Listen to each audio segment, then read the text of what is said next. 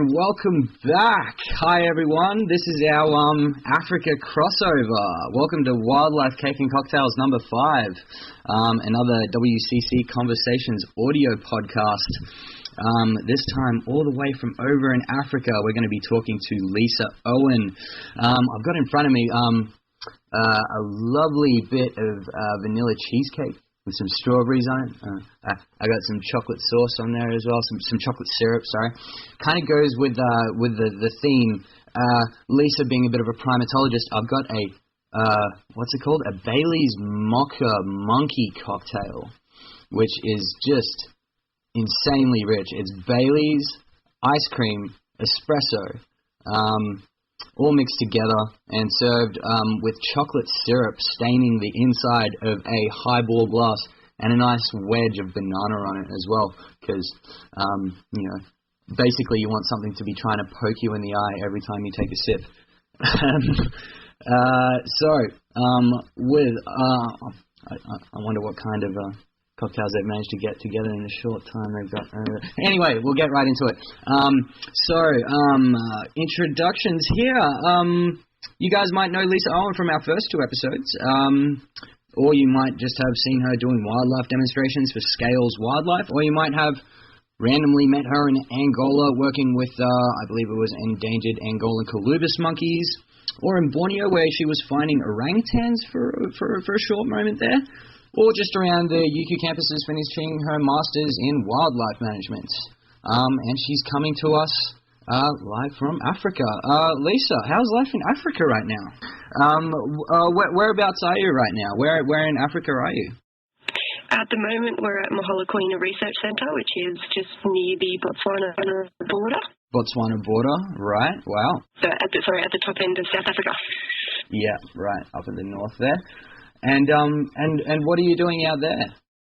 Well, we're here. We're working with some of the students who are staying here, and they're doing research on a lot of the local wildlife, from the vervet monkeys, reptiles, large ungulates, lots of different things. Yeah, cool. And it was pretty spur of the moment from what I understand. I mean, last time I saw you, you were down at the FSG Eco Day doing some snake demonstration, and you're like, I'm going to Africa, and I'm like, oh, that's cool. And then I was like, oh, we should do a podcast on Facebook, and you were like, yeah, totally. Of course, after all this mayhem trying to find reception, so how did this all come about? Are you kind of on a working holiday down there, or was this something you planned for a while? No, well, this is actually with the University of Queensland. So I'm a teaching assistant with one of the professors, Peter Murray, and we've taken over 20 students. Can you say that again? Sorry, is the internet dropping out? Yeah, just had a bit of a crackle there. I'll just get you to say that again. Oh, sorry. Yeah, I'm with the University of Queensland, so we're doing a course with the undergrads.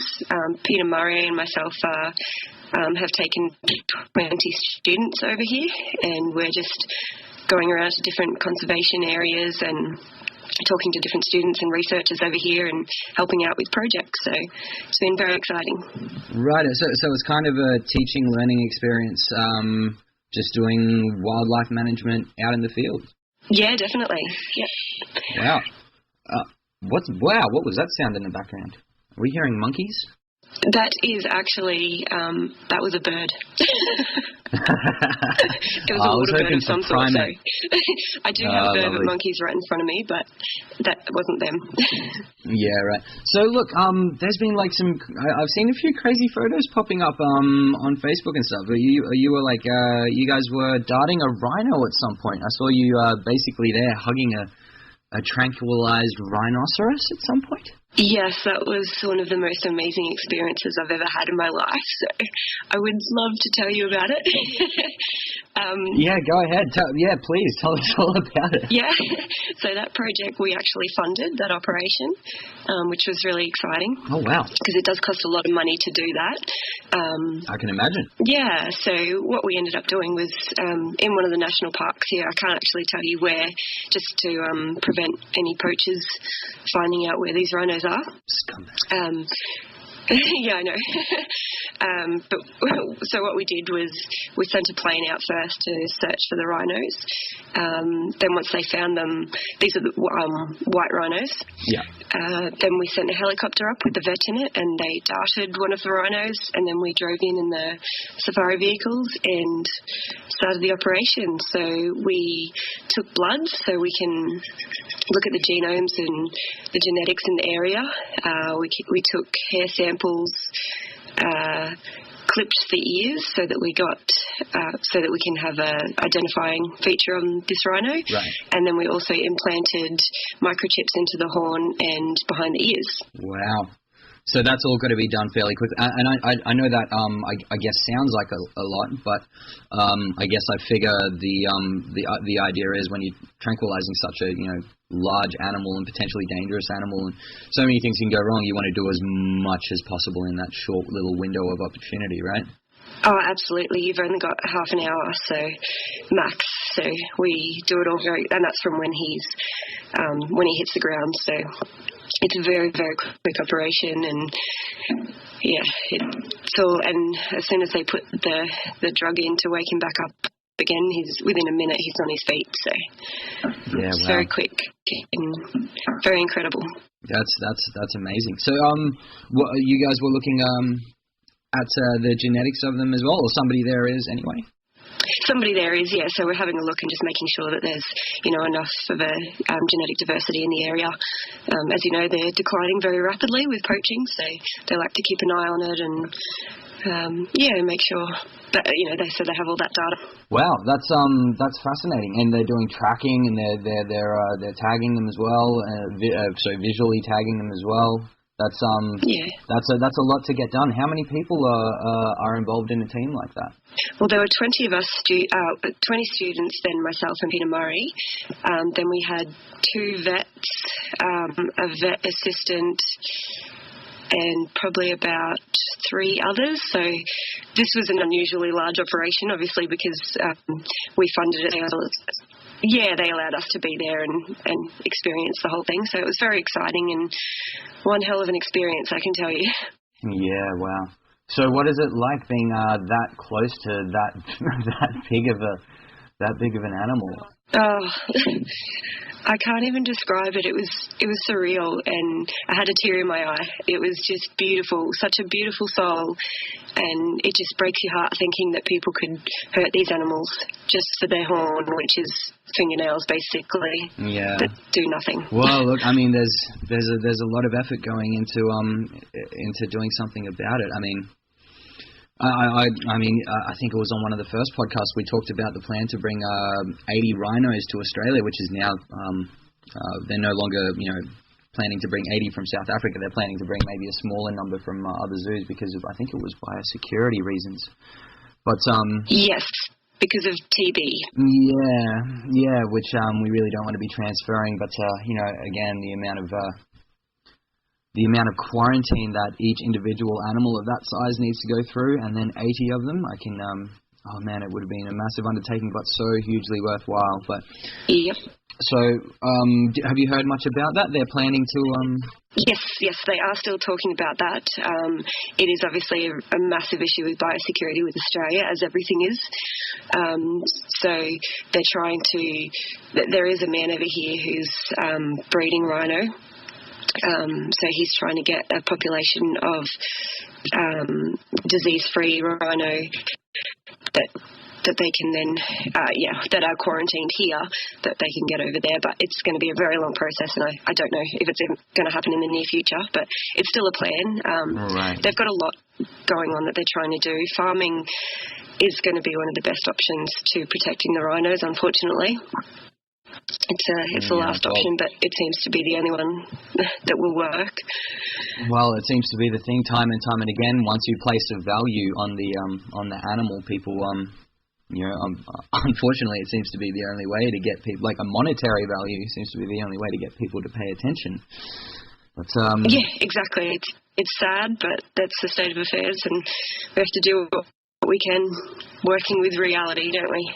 Yeah. Well, look, from what I understand, is it South Australia zoos are still putting in the rhino exhibit? They're still planning to get rhinos from other zoos that already have them. So they're not coming from South Africa. They're already in a zoo where there's fairly good quarantine control, and they can go through that zoo's quarantine, which minimises the amount that they're going to have to go through to get here. And hopefully, I think they're still planning to try to stock really good genetics. People can all find that and even donate to it, I believe, at the AustralianRhinoProject.org. But it's man, they're in a bit of trouble, aren't they? They certainly are, especially the black rhino. There's not many left. We don't have exact numbers, obviously. They don't want to release numbers, but there's not many left of the black rhino, and the white rhino are also declining rapidly. So it's pretty scary. That project that you just mentioned is fantastic and is a great start. We really would. There is so much diversity here in the species, and we really would like to maintain some of that, but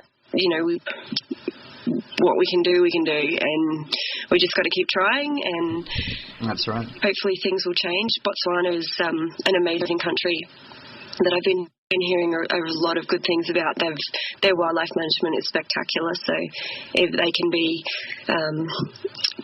encouraging on other countries, I suppose that would be fantastic, but we'll have to wait and see what happens. At the moment, the management practices are really different across the country, or across all countries here, so it's really difficult when you're competing with different practices. Yeah, no, absolutely, and so many different borders. But look, you're absolutely right. I had heard Botswana is doing phenomenal things over there, and who knows? The tourist dollar, everything. It can have a big impact on a local economy and on people's opinions of environmental conservation and wildlife and and things like absolutely. this. Yeah, there is another. Oh, sorry, I was just going to tell you as well that there's a lot of private game reserves here as well. Yeah. And they have completely different management laws to. Obviously, they can create their own management practices, whereas national parks have to abide by government rules. So a lot of the game reserves, the private game reserves here, are actually dehorning their rhino. Oh wow. And for that to work, you have to dehorn all of them, and it's like an ongoing process, obviously, because it's just fingernails growing. So it's actually working within the game reserves. One of the game reserves we visited, Kudu, they dehorn all their rhinos, and for over 2 years they haven't had any poaching now. So that's fantastic, but unfortunately that just puts pressure on other areas. For dehorning to work, you'd have to dehorn reserves. It just means the poachers are going to go. And because the poachers find out.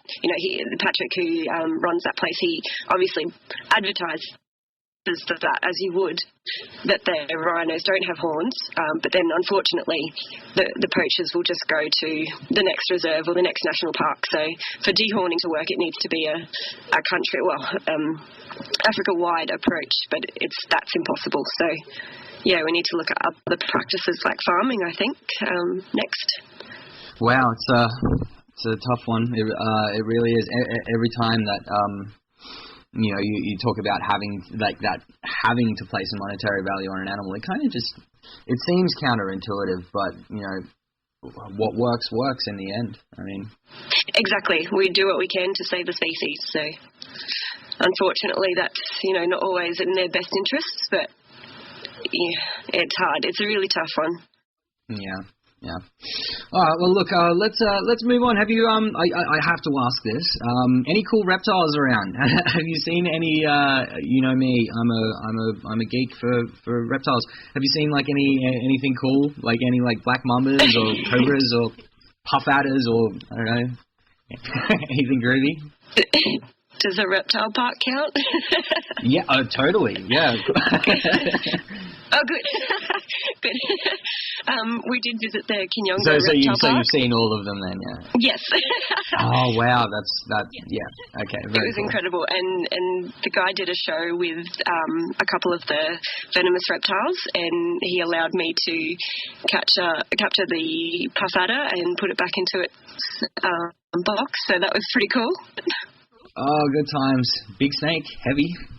Heavy, yes. Yeah, but no, that was fun and probably wouldn't be allowed in Australia. For just a member of the public to handle a steak, but obviously that was with a hook, so not with my hands, obviously. Yeah, and look, I'm guessing that they probably picked that you were a bit of a reptile person if you were that keen to get in there. So, but obviously the perks of travelling while being a... Yes, the perks of travelling to places that have less safety rules. OHS. Yeah. Good times. Exactly. So, any more adventures on the books for you while you're out there? We're actually nearly at the end of the trip, so I've only got 3 or 4 days left, I think. But we head to Zabula next, but that's pretty much a wind down for the students. They have an exam Tuesday, I believe, on everything we've been doing. So I'm sure they're looking forward to that. A few of these Baileys Mocha Monkeys might help them study, I think. Yeah, I have been hitting the Amarula over here, of course. Oh, very nice, very nice. Did you manage to find some cake, by the way? I know it was all very last minute. Unfortunately, not at this time of the morning. I had no cake, I have no cocktail, so I've just got water at the moment. The bar's not open yet. Oh yeah, hang on, wait, what time is it over there? It's just gone 7:30. Oh wow, so it's 3 p.m. here. It is 3 p.m. but it's a Sunday, so I feel like I'm all right to have at least one. Totally. I mean, if I had access to one, I'd be having one with you. Well, I guess we'll have to do that whenever you're back in the country. Definitely. I saw another really cool picture. I know, we know you're a primatologist. Yes. But I saw you with another primate-related thing. Was that a baboon spider that you were handling? Oh my gosh, yes. That was actually at the reptile park, and that was one of his smaller baboon spiders. Now I know you're an arachnophobe. Like, how did that, were you just like, I'm taking on this fear right here and now, and going to see what happens? Or did they force it upon you like some kind of evil masochists? No, we actually had this planned, so I knew it was coming, and I had built myself up. I knew I was going to do it, and I wanted to face my fear. And I have to tell you, as it got closer, my palms were sweaty really, really badly, and I think my heart rate did jump up quite a bit. But I managed to do it, and I actually let her walk across my hands twice, and it wasn't as bad as I thought. They're not. I've been telling you this for years. Spiders are fine. Yeah, but... They're cool.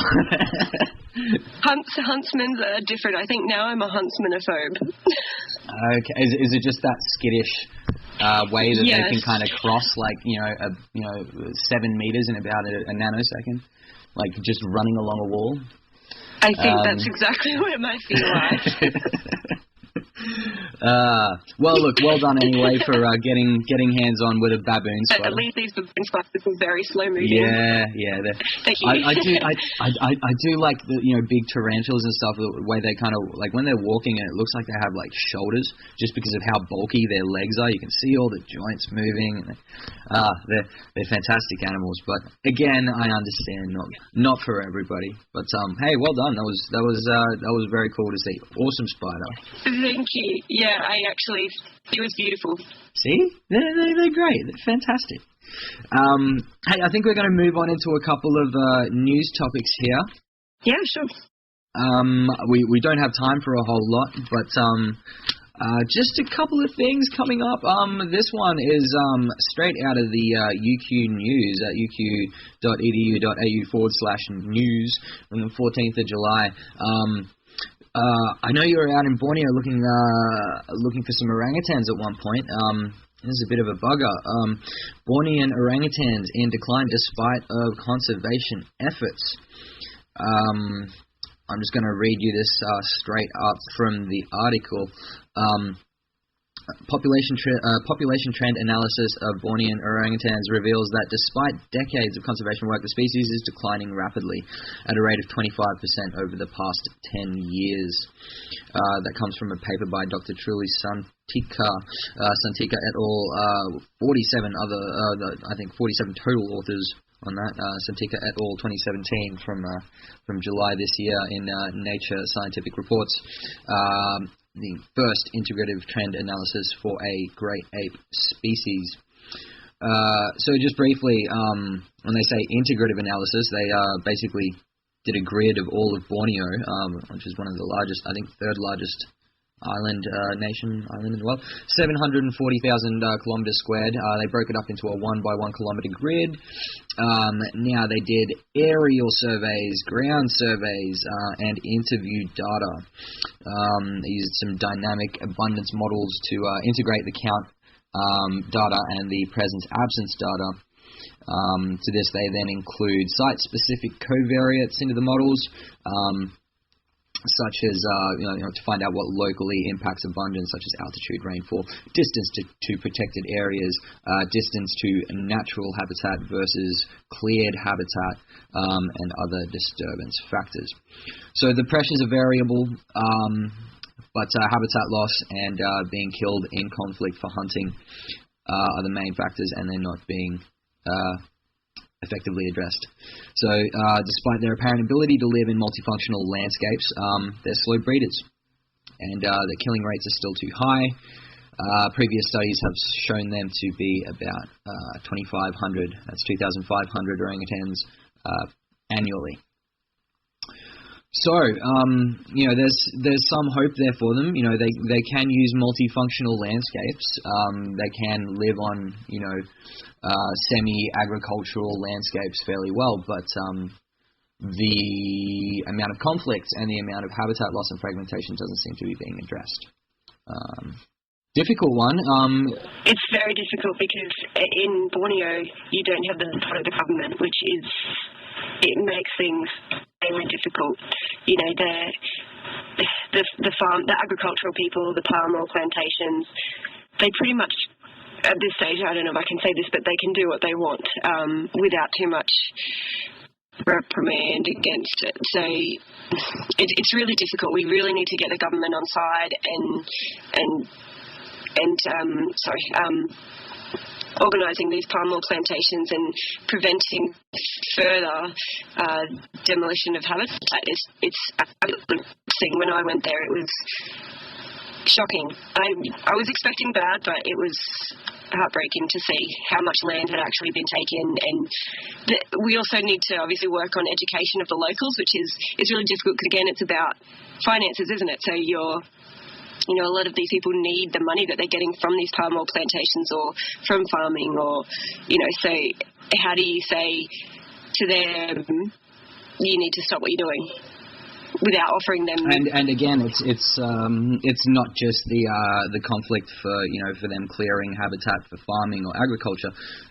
There is also some direct hunting. So some of the time people are actually killing and eating. Yep. And if people need to eat, it's a very difficult situation. And again, without government support to help on something like this, kind of up the creek. There's I think there was an estimate of the amount of orangutans that are in areas that are going to be turned into a plantation in the future, and it was a fairly high number as well, and that number could be brought down probably with just some really good land area management. If they can use these multifunctional landscapes, then just monoculturing for palm oil is probably the worst thing that they could be doing when they can live in a multifunctional mosaic of a landscape. Oh yeah, absolutely. Yeah, definitely. It's really difficult, like you said. So if the government's not even supporting the prevention of further palm oil plantations, then what hope do we have? Yeah.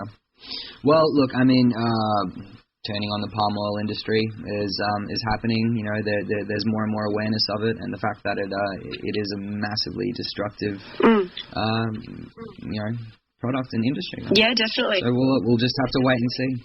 Yeah, I mean, I'm sure a lot of people have already heard about the palm oil, the anti-palm oil organisations that have popped up all around Australia and Indonesia as well. So if anyone hasn't, there's palm oil investigations have actually created an app that you can use when you go shopping.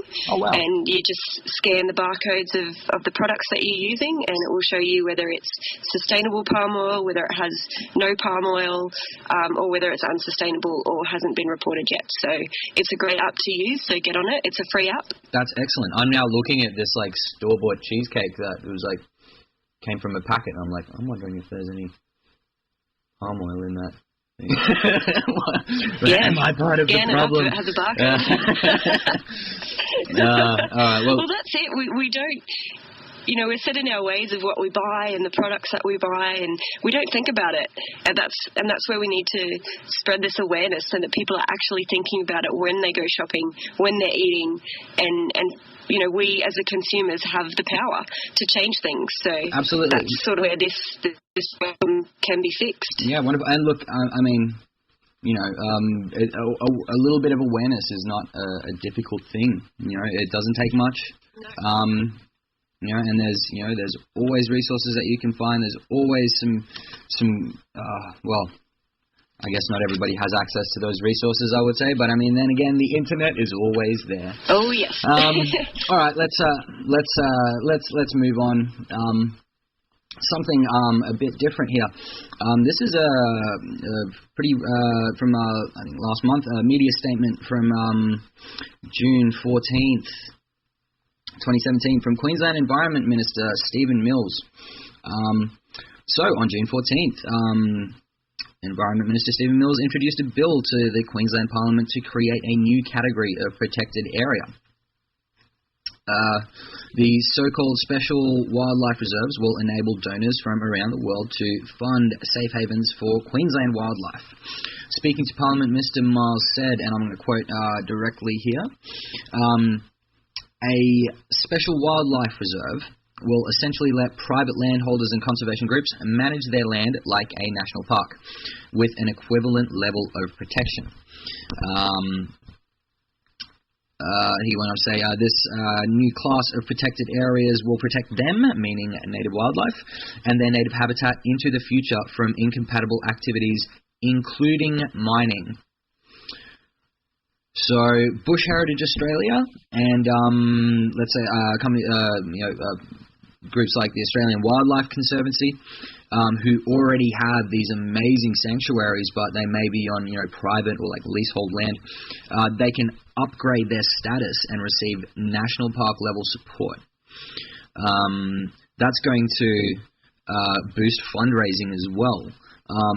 If you think about it, the certainty that donors are going to have that their conservation efforts, by giving their money to Bush Heritage Australia and the Australian Wildlife Conservancy, that their sanctuaries are special wildlife reserves with the same level of protection as a national park.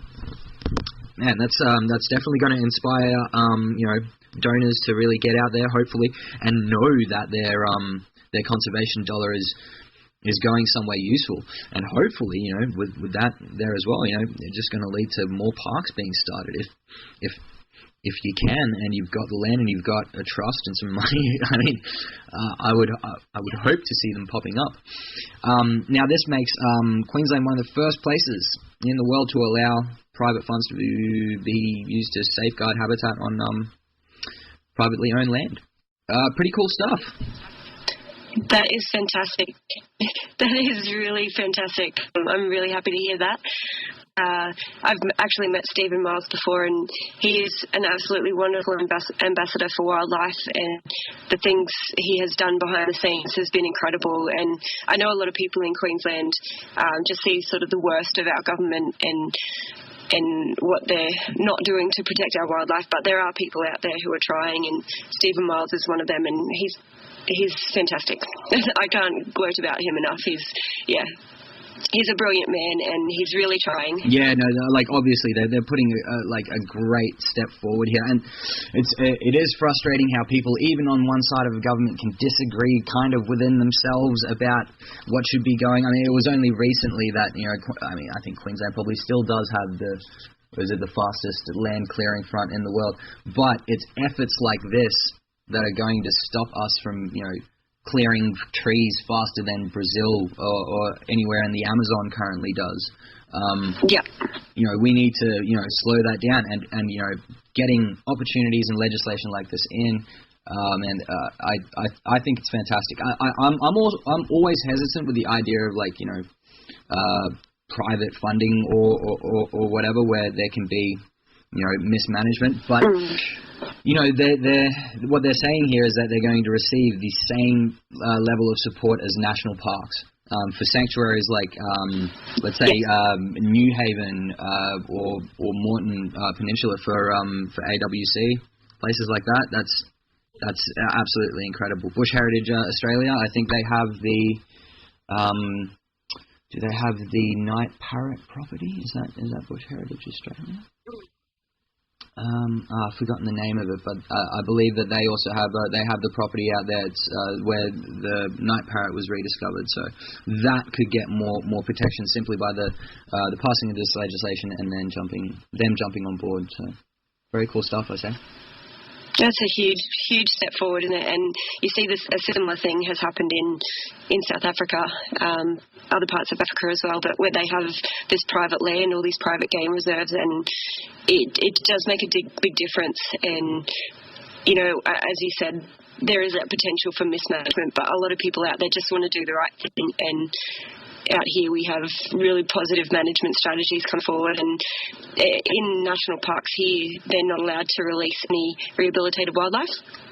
So we have all these animals that... You can only do that on the reserve. Exactly. So that's their only safe haven, really, where, cheetahs and lions and all these animals that have injured in snares or anything, they can then have some land to go back to and be semi-wild, wild but on a more restricted area. But it's their only chance, really, so they can be fantastic, and I'm really looking forward to that happening in Australia. That's really good news. Wow. Well, Lisa, I think that's about us for the moment. Dude, it's been great talking to you.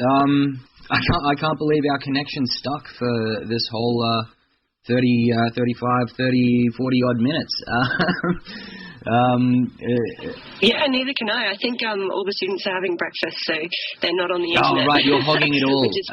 Are you beating them all away from the one phone line with sticks or something? Yeah. Yeah, pretty much have to. Nice. So, off to, where was it after this? There's one more stop that you were doing? Yeah, Zabula is our next stop. Zabula. Wonderful. Yeah, so we'll be heading on our way back down to Johannesburg to fly out on Wednesday. Very cool. Oh my God, Lisa, phenomenal work again. Thanks again for joining us. Always great to see your adventures over there or wherever you're going. And I look forward to catching up with you and actually drinking one of these Baileys Mocha Monkeys with you for real whenever you're back in the country. Definitely, and thank you so much for having me. It's been great. I can't wait to see you when we get back, and I definitely want to have one of those drinks. Oh, don't worry. I will have them ice cold, lined up, ready to go as soon as you guys rock up. Great, thank you. All right, no worries. Hey, we'll talk soon. Thanks for joining us again, everyone. That's been Lisa Owen. Man, straight from Africa, and we didn't even lose the connection. Ha! Wonderful.